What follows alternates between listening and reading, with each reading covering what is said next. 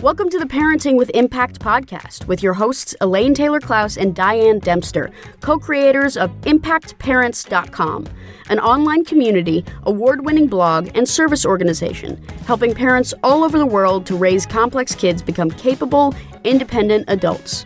Hi everyone, Elaine and Diane here, and we know that you want your complex kids to grow up to be happy and independent, and yet you're not always sure how or when to help with that. In this podcast, we'll encourage you to collaborate with all kinds of complex kids and support them in navigating life and learning. And we'll interview leading experts from around the world, as well as parents in our own community, talking about how training for parents actually helps these complex kids. We'll talk about the issues we hear parents struggling with all the time and how a coach approach can support and empower your amazing young people. We won't tell you what to do. We're going to help you figure out how. So let's move on to the next conversation.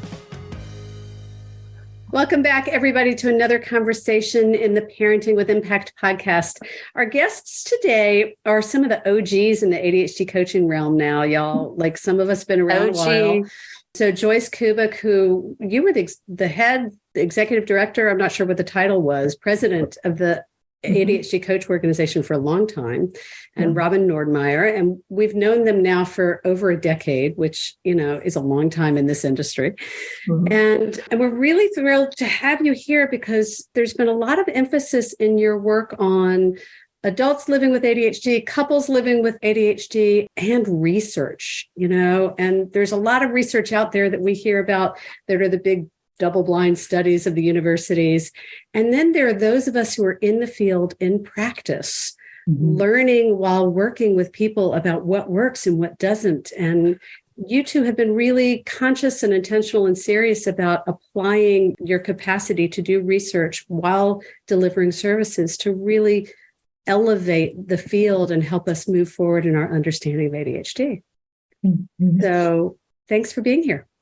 Thank you for having us. Well, and to kick it off, why don't you guys talk a little, I don't know who wants to kick off the story, but, you know, how did you guys get into this? What's the backstory a little bit? Yeah, Joyce and I have known each other quite a long time too. We actually both were on the board together. And that was probably the start of our being together. We've coached group together, a coaching group for adults. For quite a while. And then we decided we wanted to really focus on coaching couples and learning more about how to support couples. Joyce had done a research study, and so we integrated her research into the couples program that we focused on. And we've been, we ran that program, the research study, for like 3 years together. Yes. And the adult ADHD program, probably another 3 years together. So, yeah. Now we're getting. Joyce, what would you add? No, not much really. I mean, that is how it happened. It started at board, and we just got together and got our heads together. We adjusted the survey that we gave to the couples at least 3 times, and we adjusted that for the couples alone, so that in the study, the adult with ADHD was rating how they saw themselves in all of these different questions. And the person without ADHD was rating how they saw their spouse. So this is, how do you see this person is so much different from the neurotypical than the person who sees it with themselves. And sometimes it was pretty close to being the same too. And I was going to take you a step backwards, Joyce, and kind of really talk about the role of research. I mean, because it's one of those things that, we're parallel to the medical model, and the medical model does all kinds of research, but you guys have really led the mission to do research around coaching and ADHD. Where did that come from? Oh, when I did my first study, it was because I felt that as a coach, you need to know whether what you do is actually working. Otherwise, how do you make changes, adjustments for the future for coaching? So I did that. That was my thought in the beginning. And that made me just pull out all my stuff, pulled out all of my study books from college on how to do studies. And I just kind of dared myself, I guess, to do this. And I called the Journal of Attention Disorders, talked to them for a little bit. And they said, well, if you can prove something that coaching is effective, we'll be glad to publish it for you. Awesome. So, and that's where it started. Well, and that's really the piece of it is this sort of, you guys were early enough in this work to say, we needed to demonstrate the value that coaching added to working with adults and families with ADHD. But before you go on, just a quick, and because I'm going to put it in the show notes, I'm going to link to it. One of the things that has always impressed me about the ACO, and ACO, y'all, is the ADHD Coach Organization. It's very small because, coaching is still a pretty new industry, but there's always been a committee that's focused on research. Like as long as I've been involved with them, there's been a committee, there's been an attention to research in a way that is surprising for an organization as new and small as it is in some ways. So I'll put that in the notes. Go ahead, Diane. Where were you going? Oh, no. Where I was going is, Joyce, so you were talking about some of the things that you learned from the research, particularly the research with couples. And Robin, maybe build on this a little bit, this perspective of how do I see myself in the partnership? How do I see my partner in the partnership and how that evolves into how to work together as a couple? It really pulled out a lot of the misunderstandings of both ADHD and what that other couple was doing. And if you are in that kind of a situation, you know that there's always these little arguments that lead into bigger arguments because we're tired of it. The neurotypical person gets tired of it because they can't get them to do what they want them to do and do it their way. Which, of course, is the nature of ADHD, is I can't get myself to do what I'm supposed to want to get myself to do. Exactly. So I'm curious. So you asked ADHD people to self-reflect, non-ADHD people to reflect on the ADHD person. Did you ask the non-ADHD people to reflect on themselves? Well, Robin, some of the questions, like where we were stuck and where the support we need, that was where we asked them questions that told us how they felt. So, Robin, if you can go elaborate on that one. Yes, and honestly, I think they reflect on themselves quite a bit. Okay. One of the reasons I became so passionate about doing this is because you would work with adults with ADHD, their relationship would come up as the focus of coaching, and they would be just trying so hard.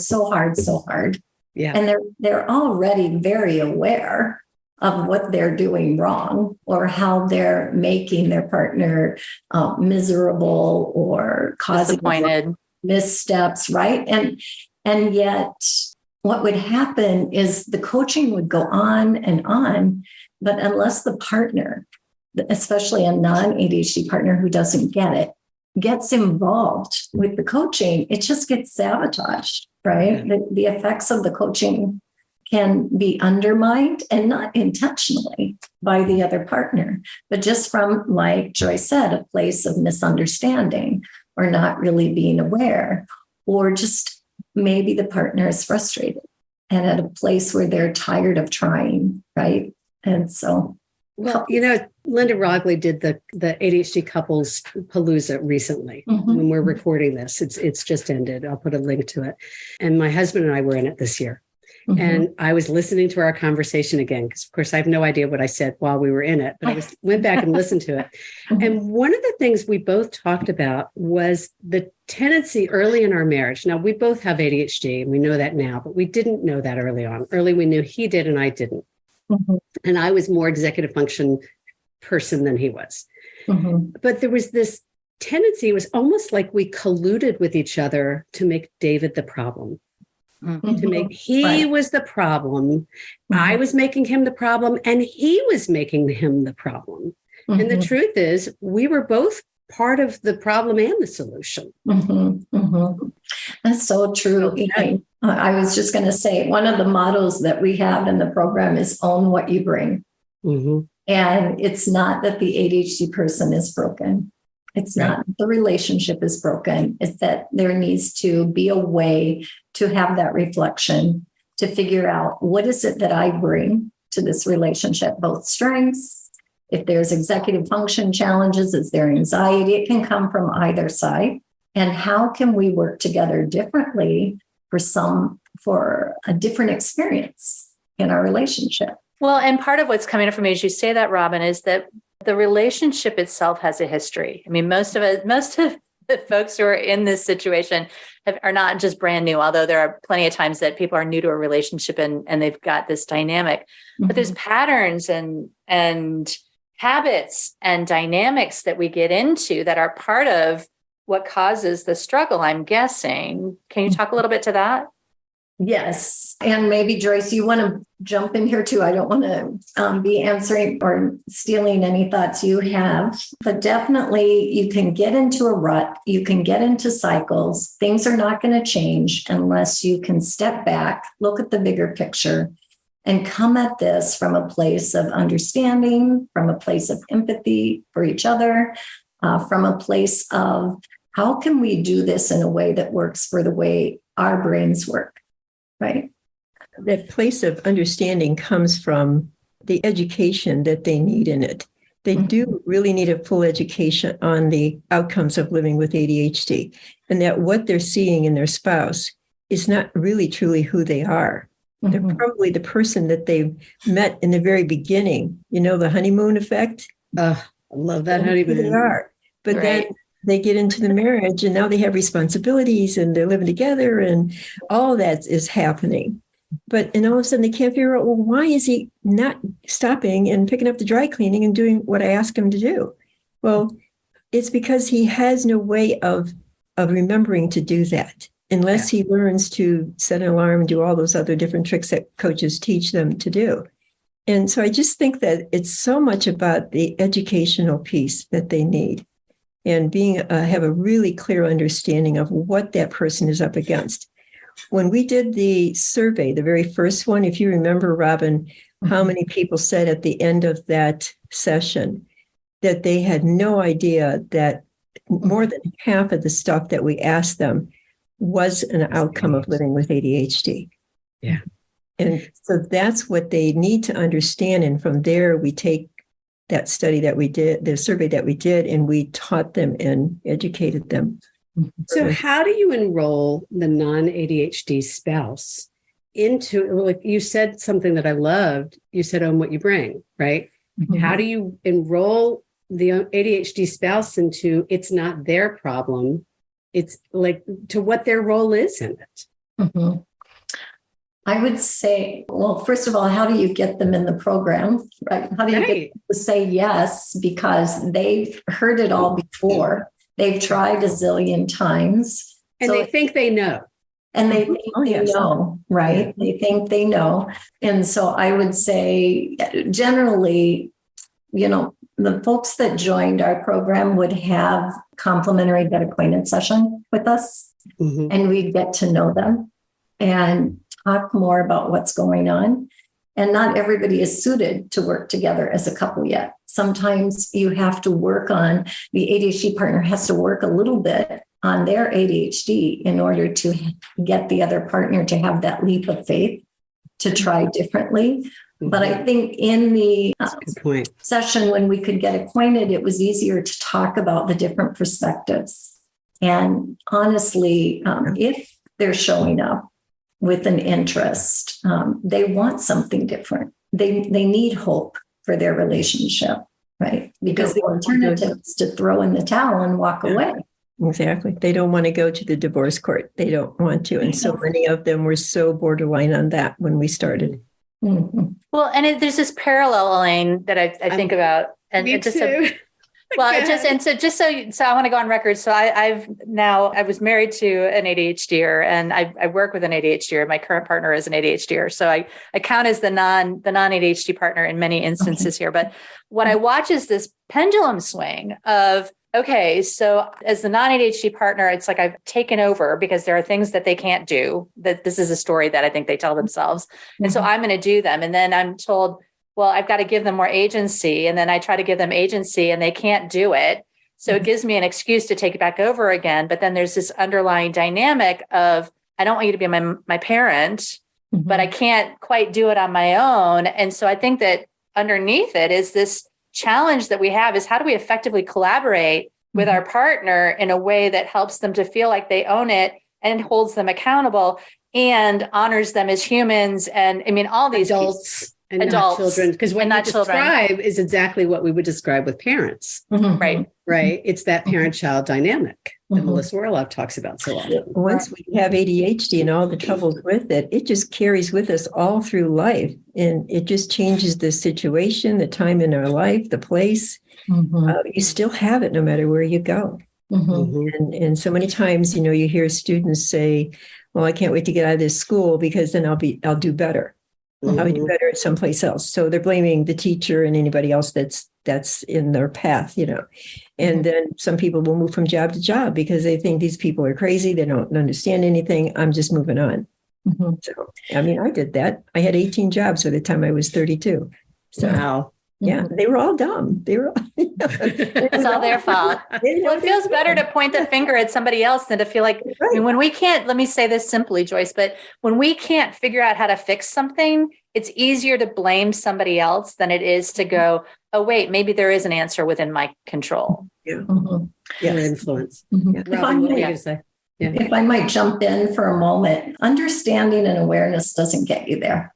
Right. It's great when both partners understand and they have that awareness, but then you need to take the next step. You need to do the work. You need, no matter which partner it is, there is a process to kind of work through this using what coaching provides. What are your goals together? How do your strengths build into those? Are there executive function skills that you need to work on to help make a little bit of a difference, like strategies around remembering what you need to remember or learning how to get started, persist, and follow through, and certain things like that. With the dynamic you're speaking of, the parent-child dynamic, something that's been really helpful in our group is having them kind of step back, get the bird's eye view of all they do. What does the first partner do? What does the second partner do? Which I like to use a Venn diagram, right? How do they overlap? So this is what you share. This is what you own, right? And then there is coaching. Like in our group, we coach both partners, but separately.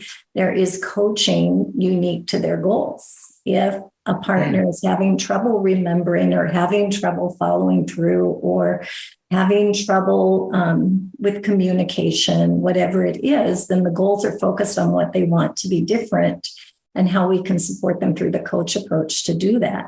Same with the partner without ADHD. Is it about communication and how you communicate with your partner? What is this goal? I call them flybys. When you have ADHD and your partner tells you something and you're going this way and they're going that way, of course you're going to forget, right? I'm the one with ADHD. It'll stick with me for less than a few seconds if I don't have a way to capture it, right? Learning how to create these strategies as a couple to communicate in ways that things stick, in ways that both feel whole and not broken, in ways that you feel more collaborative and open to negotiation is so important.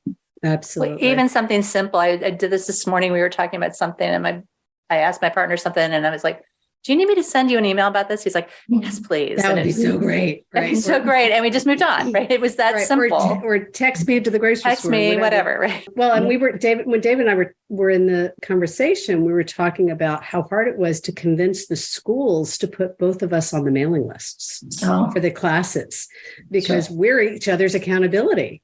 Right. And the teachers have this like default assumption that there's one parent. Person. And we really needed both. What I love about what you're saying, you said understanding and awareness doesn't get you there.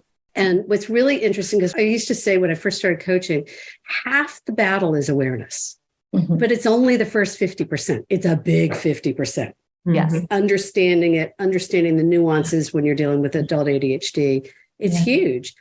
And then it's like, what are you going to do with that information? How are you going to address it? And without, as you've also been talking about, the other piece I'm hearing you saying that's so important, without fixing it, without making somebody broken and needing to be fixed, but looking at here's where we are, where do we want to go? How do we work together to get there? And I think what I heard you say, and Diane and I have noticed this with parents as well, is to some extent, for a couple to do this work, they have to both believe that there's a place they want to go together. They can't come into it blaming one person. No, they cannot. No, no. And that was one of the important things, was that they did have to come together. Now, I've always coached couples together because I think it just works better for them. And I'm going to lose my train of thought here, Robin. So why don't you rescue me? Rescue you from coaching them together as opposed to apart. They have to, what I was saying is they have to step in. They have to commit to wanting it to work together in the first place rather than coming in to fix one of them. Mm-hmm. Right, right. And they had homework every week that involved, here's what the non-ADHD spouse needs to do on the same idea, on the same topic, and here's what the ADHD person has to do. And we always got good feedback. Mm-hmm. Can I tell you my favorite story about the couples? Absolutely. Of course. Yeah. It's when they first get into the workshop in that first week. So one is sitting on this end of the couch and the other sitting on that end of the couch. And as the weeks went by, people would start getting closer and closer together on the couch. And I thought that was so cute and so great, because what we were doing was bringing them together. Yeah. Not that they could fulfill every single assignment that we gave them, because they had assignments every week, but that they were enjoying time together and not yelling at each other, not getting upset or excited. We did a lot about anxiety and how to identify, and they had to do things like that. And it was really nice. So that was kind of my favorite story, just watching them secretly, silently get closer together. It's sweet. Yeah. It's really sweet. Joyce, I think what it did is it eliminated kind of the need for finger pointing and accusations, and kind of leveled the playing field with respect to criticalness and negativity, because we were going to, they were coming at it together, which was nice. They could relax a little bit if they were the one with ADHD, right? And I think that so the other thing I'm guessing, because you guys are coaches like we are, it's like you're focusing on what's working than on what's not working. And that lowers the stress. It lowers the doubt and the self-judgment and the cross-judgment and everything else, which gives people permission. It's like, oh, wow, great. I remembered the dry cleaning this week. I'm so excited. Or I didn't yell at him because he forgot the dry cleaning.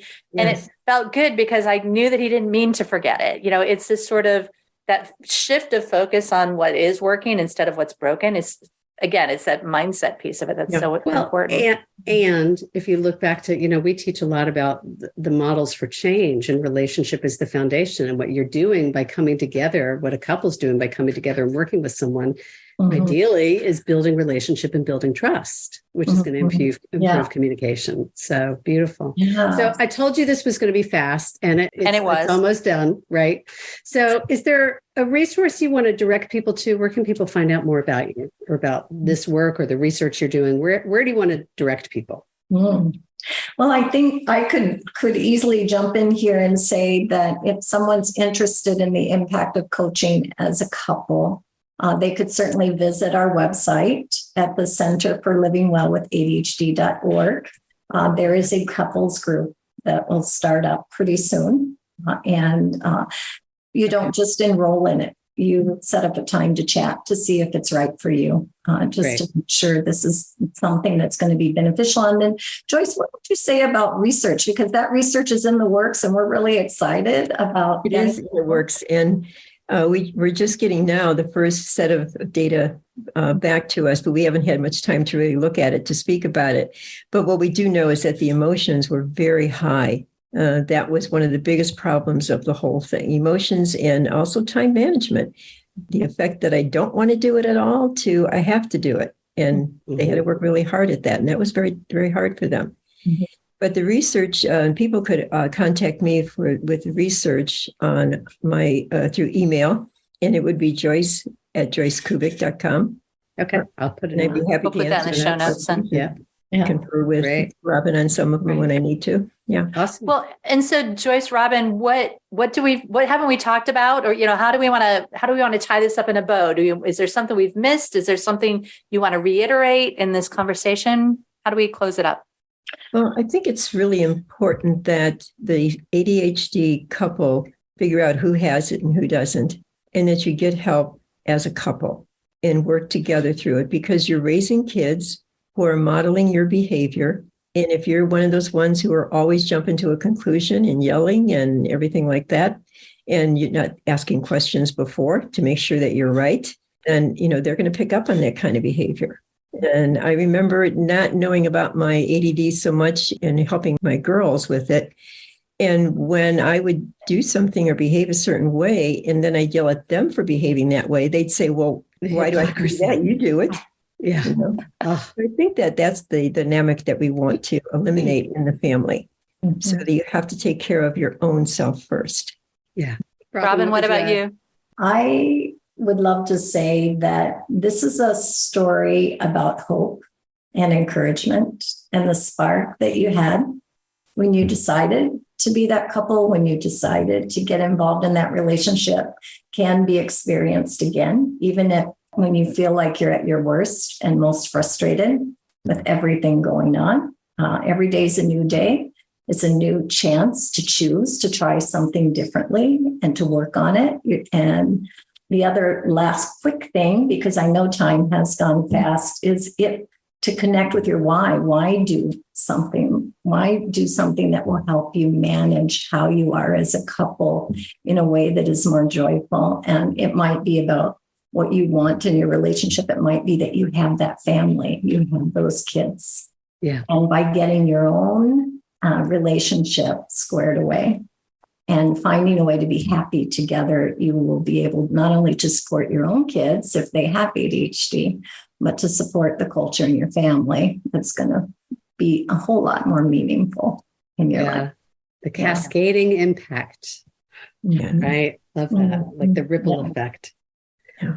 So as we wrap this up, do you have a favorite motto or quote you want to share with our community? Each of you.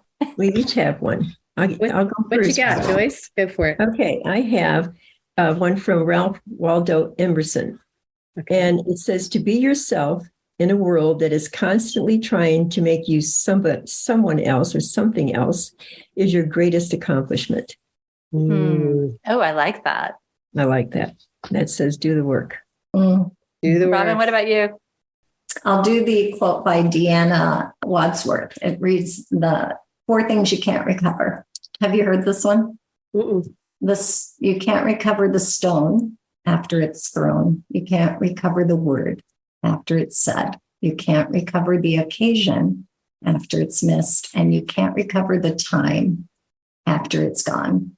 And I say that because it's so important to think about what you really want, especially if you're working with a coach, and to create the goals that you want to have to create something that makes you happy and not bring down your relationship, right?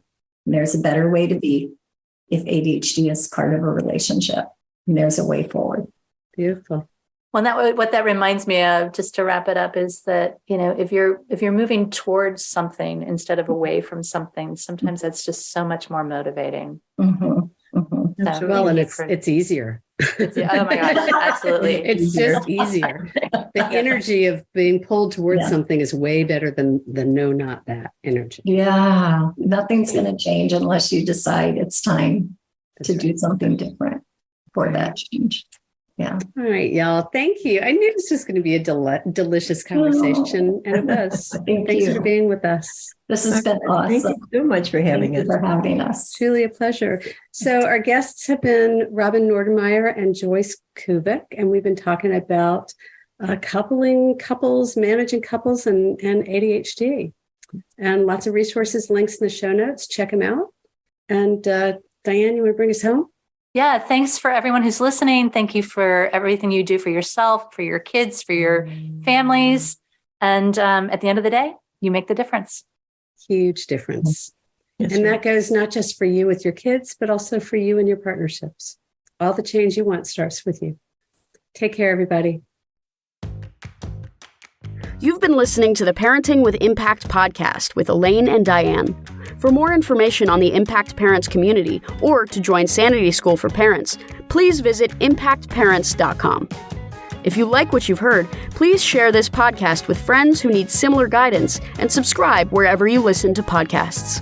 For the essentials of Elaine and Diane's coach approach to parenting, download a free tip sheet at impactparents.com/podcast. Behavior therapy training for parents is actually recommended as a first-line treatment for complex kids. For information about Sanity School, our training program for parents or teachers, which has helped thousands of families around the globe, visit impactparents.com/sanityschool.